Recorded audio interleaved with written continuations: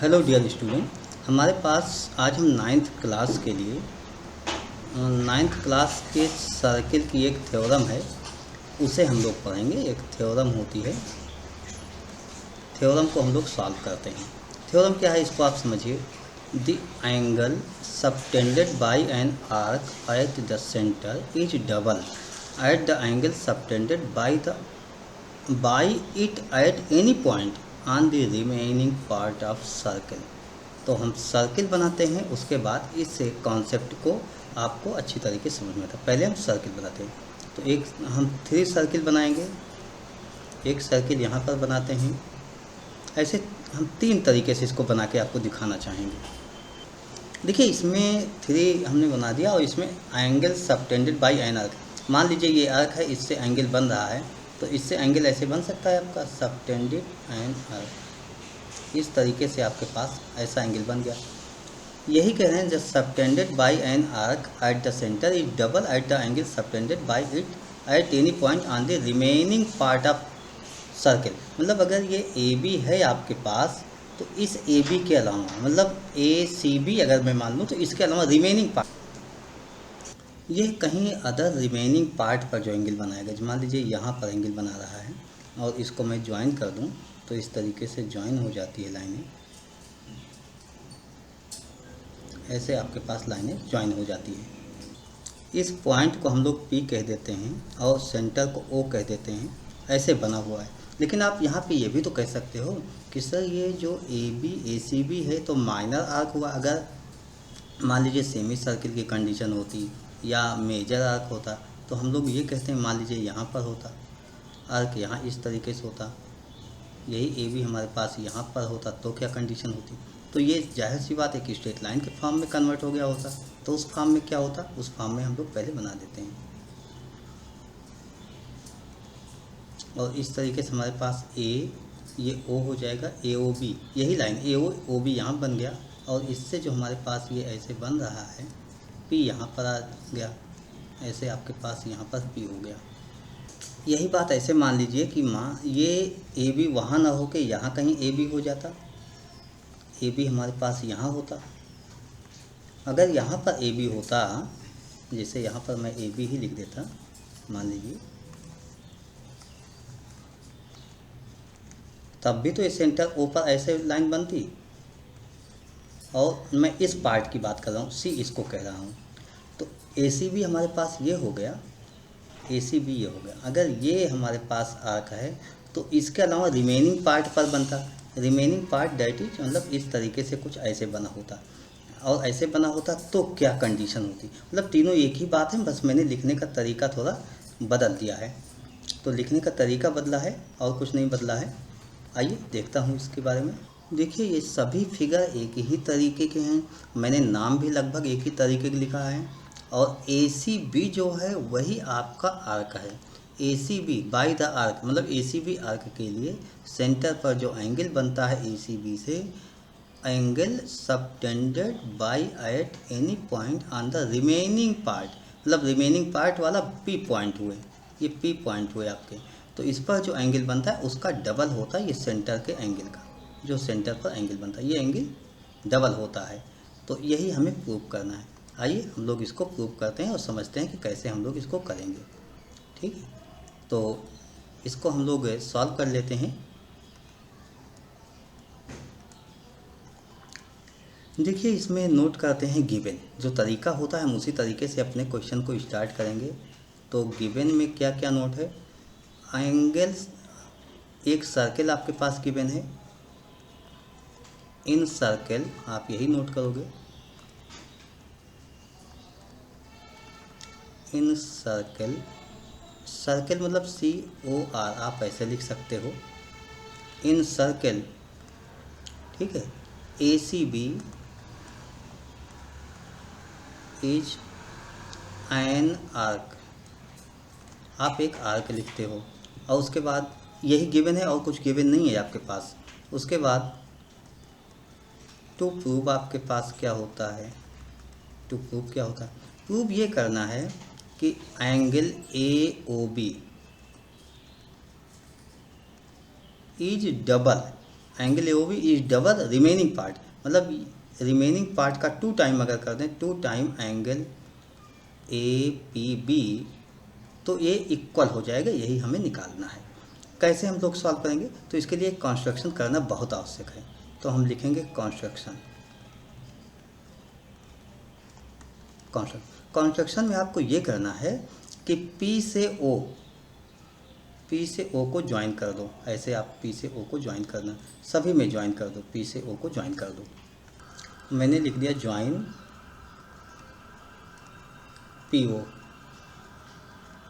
PO and produce.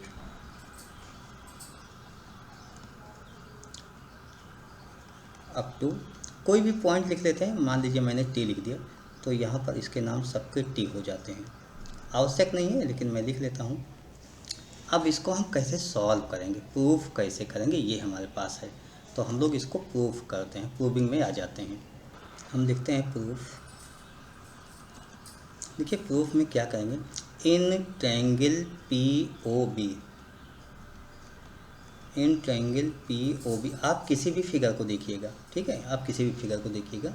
तो मैं कहता हूँ इन ट्रायंगल POB, मान लीजिए इस तरीके से हो जाए। ट्रायंगल किसी भी फिगर की बात करो, सब एक ही हैं, बस आर्क की लेंथ चेंज हुई है। इन ट्रायंगल POB आप लिखो OP equal to OB, radius of circle, ये तो इक्वल होगा। देयरफॉर अपोजिट एंगल भी आल्सो इक्वल। किसी भी ट्रायंगल में अगर दो साइड्स इक्वल हैं तो अपोजिट एंगल्स इक्वल होते हैं। अब आप लिखोगे angle OPB equal to angle PBO, इस तरीके से हो जाएगा।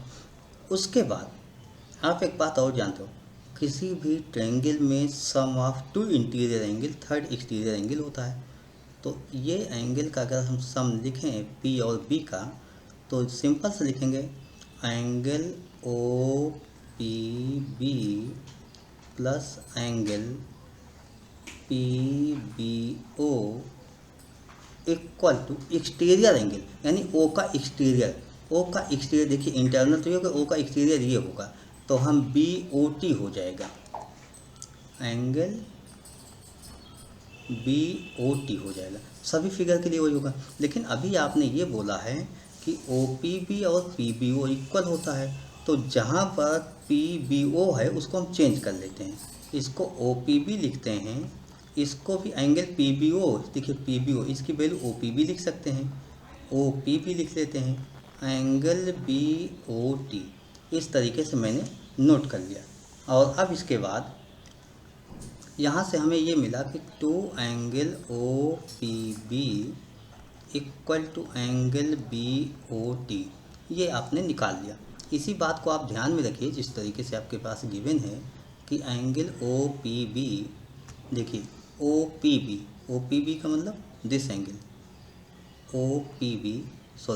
OPB ये एंगल, इसका डबल हो गया, आपके पास आ गया BOT, ठीक है, ये BOT एंगल ये वाला हो गया, तो इसका और 2 एंगल ये इक्वल हो गया। तो इसी तरीके से मैं इस साइड भी, लेफ़्ट साइड भी कर सकता हूँ। तो आप लिख सकते हो एंगल AOT और यहाँ पर हो जाएगा APO हो जाएगा, APO हो जाएगा, ठीक है। मैं यहाँ नोट कर लेता हूँ और सभी फिगर में वही बात होगी।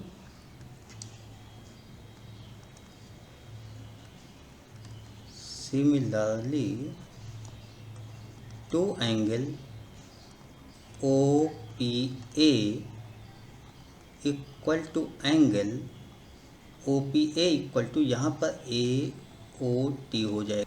अब हम क्या करते हैं कि इन दोनों को, फर्स्ट और सेकंड को ऐड कर लेते हैं। तो 2 angle OPB plus 2 angle OPA equal to angle BOT plus angle AOT। देखिए OPB और OPA 2 तो कॉमन ले लो, angle OPB plus angle OPA equal to angle BOT plus angle AOT। हम इसको फिगर देखते हैं और फिगर से ही हम इसको डिसाइड करते हैं कि हम किस तरीके से इसे आगे कंटिन्यू कर सकते हैं। देखिए O P B O P A, O P B A O P A, यहाँ से अगर मैं देखूँ ओ पी बी दिस हो गया और ओ पी ए ये हो गया, ये पूरा एंगल हो गया। पूरा एंगल मतलब A P B, angle A P B होगा। तो एंगल ए पी बी मैं नोट कर लेता हूँ, एंगल ए पी बी। यहाँ पर क्या लिखूँगा, two angle A P B equal to angle B O T और ए ओ टी, इस तरीके से देखा जाए तो बी ओ टी और ए ओ टी। देखिए B O T A O T अगर आप देखते हो, बी ओ टी ये होता है, ए ओ टी ये होता है, दोनों मिला दें तो एंगल ए ओ बी हो जाएगा, एंगल ए ओ बी हो जाएगा, एंगल ए ओ बी हो जाएगा। यही आपको इस थ्योरम में प्रूव करना था। आई hope you understood this theorem. ये क्वेश्चन हमारे पास हो गया, इस क्वेश्चन को सॉल्व करना है। इसमें ये लिखा हुआ find angle A O B, A O B को हमें फाइंड आउट करना है। देखिए सबसे पहले किसी आर्क पर आप पहुँचिए, जैसे मैंने इस आर्क की बात की ए बी आर्क की, तो ए बी आर्क से सेंटर पर जो भी एंगल है, सेंटर पर यहाँ पर एंगल है, जो भी एंगल है उस ये एंगल डबल होगा रिमेनिंग पार्ट, मतलब इसका रिमेनिंग पार्ट तो ये हो गया, इसका डबल ये होगा। तो हम अकॉर्डिंग टू जो थ्योरम है उसके अकॉर्डिंग लिखूँगा angle A O B equal to angle A P B, A P B. अब हम angle A O B equal to angle A P B 30 degree लिख लेता हूँ, 32 जा 60 डिग्री हो गया। एंगल ए ओ बी इस तरीके से मैंने 60 लिख दिया, हमारा सॉल्व हो गया। अब हम नेक्स्ट थ्योरम की ओर मूव करेंगे। नेक्स्ट थ्योरम हमारे पास ये हो गई, ये थ्योरम हो गई, नेक्स्ट थ्योरम ये हो गई। और थ्योरम क्या है, angles in the same segment of a circle are equal, मतलब किसी सर्किल के सेम सेगमेंट में अगर एंगल्स हैं तो वो इक्वल होंगे, ये हमें प्रूव करना है। कैसे प्रूव होगा, सबसे पहले हम एक सर्किल बना लेते हैं, उसके बाद आगे कंटिन्यू करते हैं।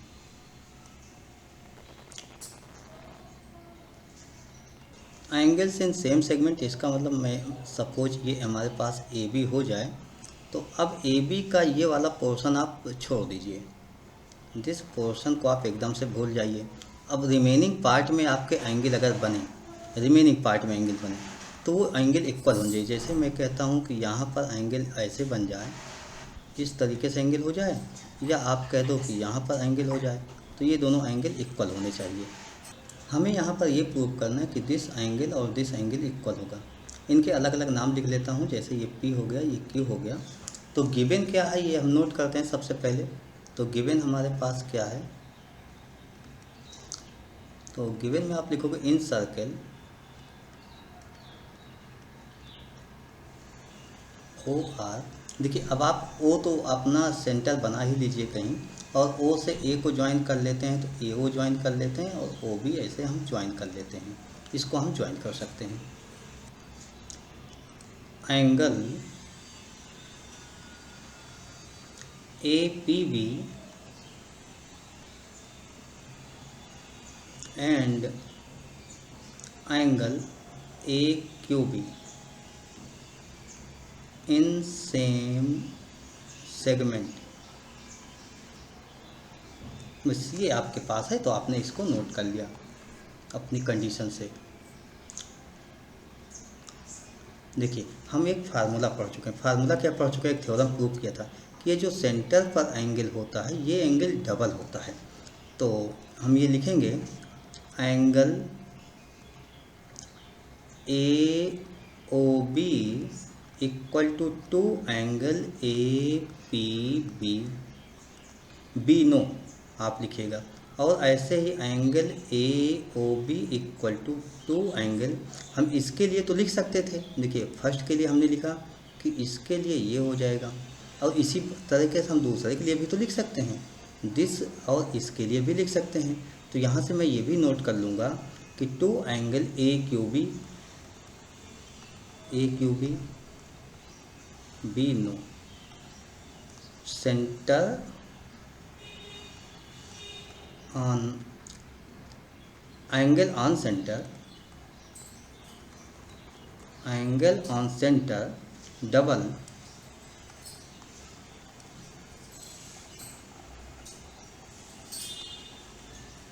Remaining part of circle. तो ये आपने कंडीशन लिख दिया।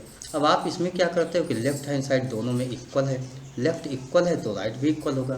Therefore two angle A P B equal to angle A Q B, hence we get angle A P B equal to angle A Q B, hence prove.